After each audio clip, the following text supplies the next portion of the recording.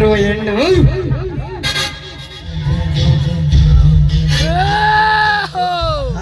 ಬಡಬಿಕರಿ ಧರ್ಮನ ಹೆಂಡತಿ ಸುಜಾತ.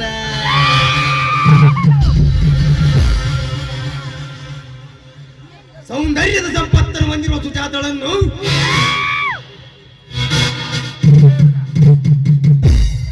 ಸ್ವರ್ಗದ ಸುಖವನ್ನು ಉಂಡವಳು ಸಾವಿನ ದೊಳಗೆ ತಳ್ಳಲೇಬೇಕು.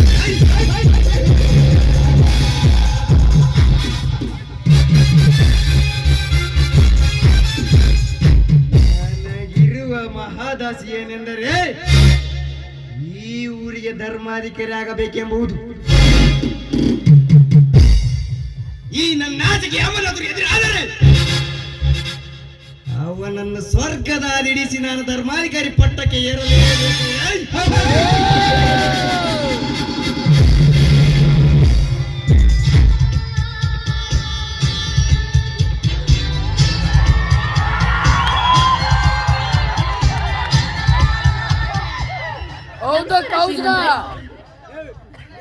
ಈ ರಾಜನ ಮನೆ ಒಳಗೆ ಬರಲು ಹೊಂದಿರ್ಬೇಕು ಕೂಡ ಇದ್ರವುದು.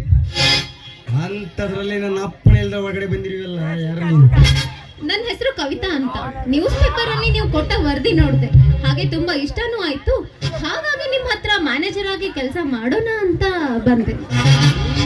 ನನ್ನ ಮ್ಯಾನೇಜರ್